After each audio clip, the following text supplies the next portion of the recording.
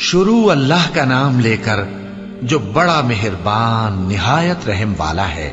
جو لوگ کافر ہیں یعنی اہل کتاب اور مشرک، وہ کفر سے باز رہنے والے نہ تھے یہاں تک کہ ان کے پاس کھلی دلیل آ جائے، یعنی اللہ کا ایک پیغمبر جو پاک اوراق پڑھ کر سناتا ہے جن میں مستحکم آیتیں لکھی ہوئی ہیں، اور اہل کتاب جو فرقوں میں بٹے ہیں تو دلیل واضح کے آنے کے بعد ہی بٹے ہیں، حالانکہ ان کو حکم تو یہی ہوا تھا کہ اللہ کی عبادت کریں، اطاعت کو اسی کے لیے خالص کرتے ہوئے یکسو ہو کر، اور نماز قائم کریں اور زکوٰۃ دیں، اور یہی مضبوط اصولوں والا دین ہے۔ جو لوگ کافر ہیں یعنی اہل کتاب اور مشرک، وہ دوزخ کی آگ میں پڑیں گے اور ہمیشہ اسی میں رہیں گے۔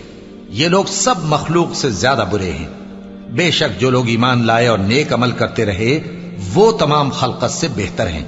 ان کا صلہ ان کے پروردگار کے ہاں ہمیشہ رہنے کے باغ ہیں جن کے نیچے نہریں بہ رہی ہیں، ہمیشہ ہمیشہ ان میں رہیں گے۔